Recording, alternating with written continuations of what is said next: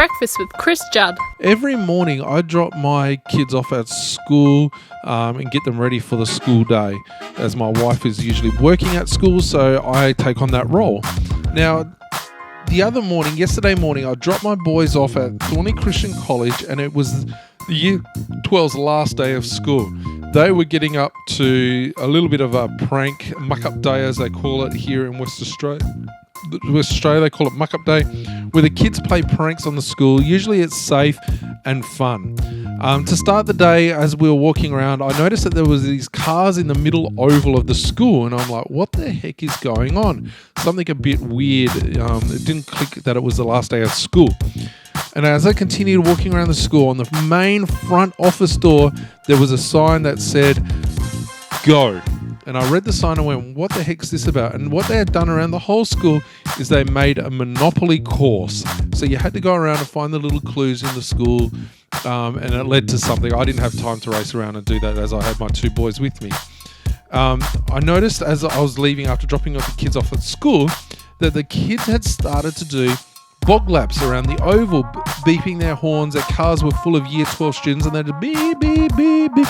And it became a bit of a tradition for their muck-up day. And this morning I would like to talk about muck-up days and get your input on what you did in school for your muck-up day. Hi, my name's Liam. In 2015, I graduated a high school that will remain nameless.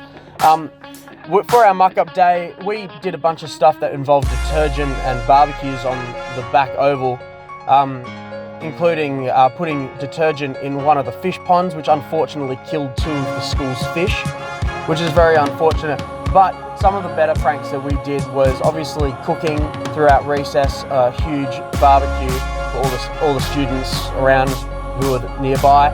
We also had a bunch of people in our class who actually went to a farm and bought a goat, and the goat came around to all our classes, and the teachers obviously were having a lot of fun with us. So this goat just ended up walking around, leaving droppings all around our math class, which is obviously hilarious. But the last thing we all did was, in the last few periods of school, we decided to sneak on to the PE class's bus and all go to the beach, which the teacher for our PE class should have known something was up when a class of 13 turned to a class of 60 very quickly.